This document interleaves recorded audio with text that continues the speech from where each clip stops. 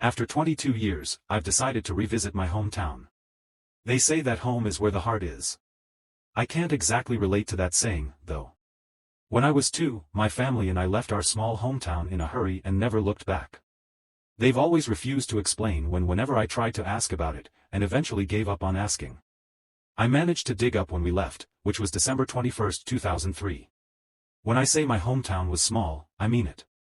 Maybe a population of 100 or less. We may do as a small community, or so I've been told.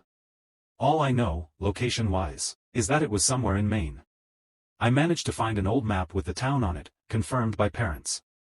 Doesn't even show the name. Other maps don't even show it, like it vanished. About a month or so ago, I began to pack stuff up for a trip. Without telling my parents, I planned to go visit the town. The goal was to try and find out if it still existed, and find out why we left. I've been planning this trip for a few years now. I've been saving up money to be able to go, and pay for gas.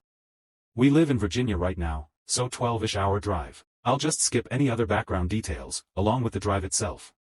I've been in my hometown for about 3 days at the time of me, shakily, typing this out.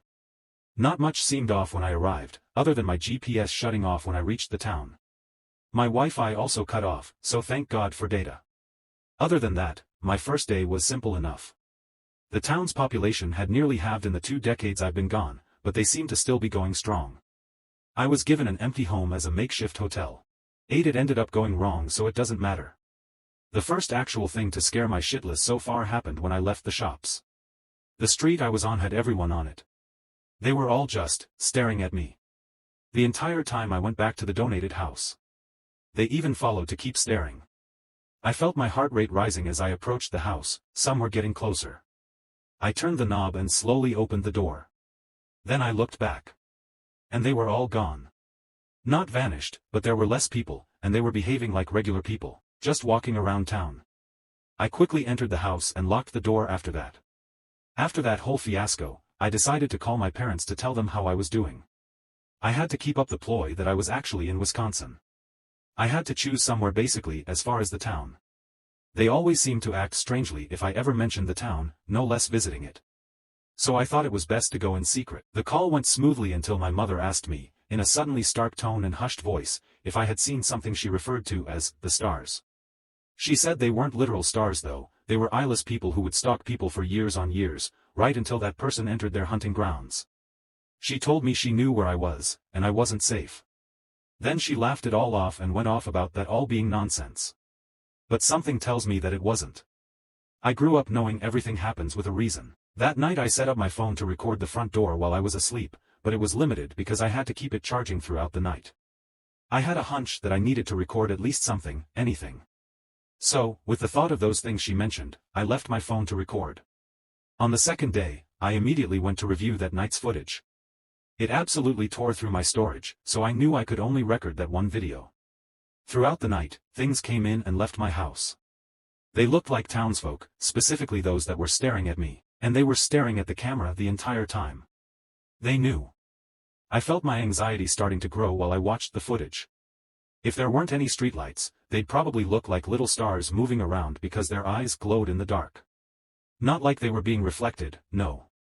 They produced light, they made silhouettes of each other, their eyes were bright enough. And one of them went upstairs. Where I was. I recalled a sense of being watched in my sleep. I know now that I was. They all eventually left when the sun began rising, but they did leave something for me. I found a slip of paper when I woke up. It had 3 drawings on it. Scratch marks, some eyes, and then a grave. They were each marked with a date. Yesterday was the scratch marks. Tonight will be the eyes. Tomorrow is the grave. I sort of freaked out a little bit when I saw the paper, but it was mostly confusion. I did have a decent bit of anxiety for the night though. Other than that, I wasted the day reviewing the footage from the previous night. What a stupid mistake. I wasted time trying to figure out what happened. I went to bed pretty late, and hungry. I had a dream last night, the day of the scratch marks. I was sort of flying in the sky over the town. It was a cold night, snow covered the ground. A little bit into the dream, the stars above me suddenly started falling into the ground, sinking through the earth.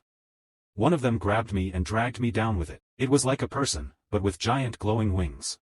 It was so bright I couldn't see its face, but I could just feel those eyes staring at me. It screeched and started scratching me all over. My face, my arms, stomach, legs, everywhere. Everything except for my eyes. It did something to my eyes. Tore them out, replaced them, then I woke up. I woke up screaming and in a cold sweat. And in pain. Lots, and lots of pain. Something had broken through the window of my room and attacked me in the night. There were long, thin scratch marks all over my body, not deep enough to bleed but just deep enough to be read. The drawing came true. My dream was true. I had a horrible feeling. It had stolen my eyes. I was sure of it. I don't know what did, but it did. Those stars did. I sorta panicked about that all morning. At the time of my writing this, it's almost 5 p.m. My eyes seem normal. I found some basic medical supplies in the house, so I sorta treated the wounds in hope they didn't get infected. I'm too scared to leave now. I feel like whatever those stars were, whatever those people who stare are, they'll follow me. I'm scared for my mom and dad. I should have just trusted that the town wasn't a place to return to. I'm scared they'll go for my parents. God damn it. I'll be staying through the rest of today and through tomorrow. I managed to get all of this rambling to one of my friends, thank God again for data. I told her as much as I could and, after I post this, my account is forfeit to her. I don't want them to have this account. I will return whenever I leave this town with the truth. Until then, I hope I can see you all soon. Thanks for watching. Subscribe to my channel for watching more interesting videos. Where I was. I recalled a sense of being watched in my sleep. I know now that I was. They all eventually left when the sun began